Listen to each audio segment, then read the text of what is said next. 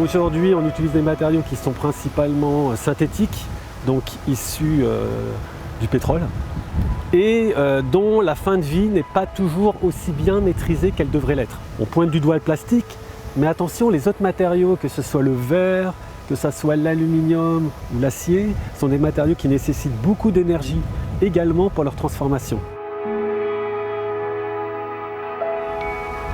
Ramaterials, sa raison d'être, c'est réellement de mobiliser les entreprises, les laboratoires, les centres techniques, les acteurs de l'innovation de manière générale, autour des thématiques sur lesquelles on travaille.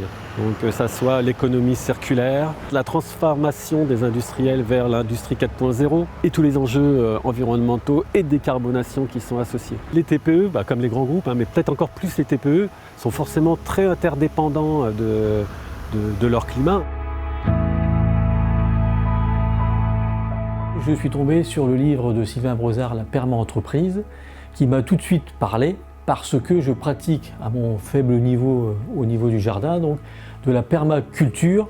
Et donc ce modèle économique, parce que c'en est un, m'a tout de suite convenu et j'ai identifié que c'était un modèle économique du futur pour justement bien assumer cette transition écologique. Alors la perma-entreprise s'appuie sur les 3 principes éthiques de la permaculture, à savoir prendre soin des humains, préserver la planète et se limiter, partager les richesses. La première étape consiste à écrire sa raison d'être. Ça éclaire votre cheminement et vous savez pourquoi vous vous levez le matin pour aller travailler. Et derrière la raison d'être, vous déclinez votre stratégie en enjeux stratégiques. Bien évidemment, les enjeux écologiques font partie. Nous avons 8 enjeux stratégiques et il y en a un qui est justement de réduire notre impact sur nos opérations, de contribuer à l'écosystème local et de faire développer des filières nobles, en l'occurrence pour nous le chanvre et bientôt l'ortie. C'est un nouveau savoir-faire.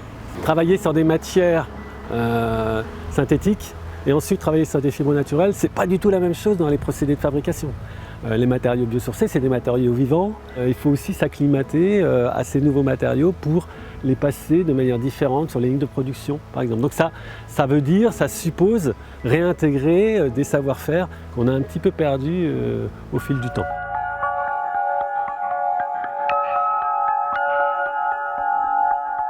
Donc si je me concentre sur le principe éthique de préserver l'environnement, c'est de plusieurs manières. La première chose, c'est de générer le moins possible de déchets. Les quelques déchets qu'on génère, de les mettre dans des filières de recyclage, voire dans des filières de circularité pour donner encore plus de valeur ajoutée, et encore mieux au travers de l'économie de fonctionnalité, où là on loue les toiles plutôt que de les vendre, on les récupère et derrière on leur redonne une seconde vie, ce qu'on appelle de l'upcycling, pour encore plus créer de valeur ajoutée. Maintenant, il faut que cette volonté se traduise dans les actes de manière significative. Les TPE, c'est quand même le fondement de notre système économique. Elles peuvent être un peu plus agiles que des grands groupes.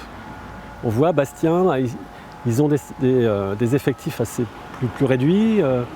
Ils arrivent plus facilement peut-être justement à adapter leur équipe. On a fait aussi l'acquisition de 7 hectares de terres agricoles à 1 heure d'ici, dans lesquels on a planté du chanvre.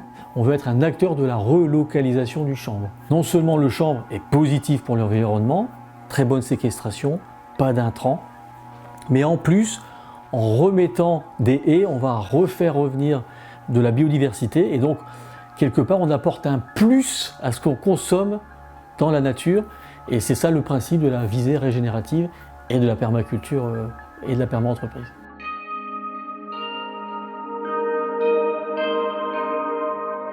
Nous avons réalisé déjà 2 bilans carbone, donc qui ont montré qu'on avait un impact environ à 60 tonnes sur notre exploitation. Donc on a 6 hectares de champs qui nous font capter 90 tonnes de CO2, donc faites le calcul, on est même positif.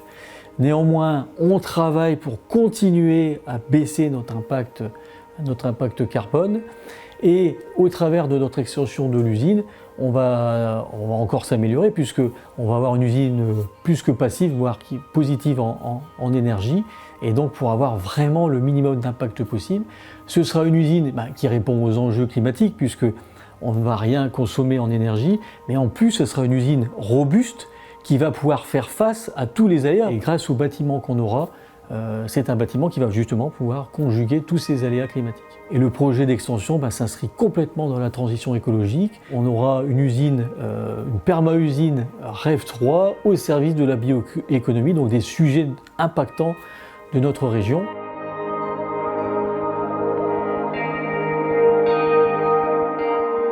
On se rend compte que tout est lié, matériaux, procédés, consommation industrielle, et que les efforts, de toute façon, doivent être combinés pour, à la fin, avoir l'optimisation des process et des ressources. Oui, nous, les chefs d'entreprise, on doit faire face à plein d'enjeux. Le syndicat parle de polycrise en ce moment, donc c'est pas simple, et que grâce au gouvernail que nous donne la perma-entreprise, ça nous aide énormément. Nous, chefs d'entreprise, on doit gérer l'entreprise avec notre cerveau, mais que de plus en plus, on passe du cerveau au cœur, parce que y a tellement de choses à faire qu'il faut que ça vienne de l'intérieur. Il faut avoir des convictions, et sans ça, on ne peut pas y arriver.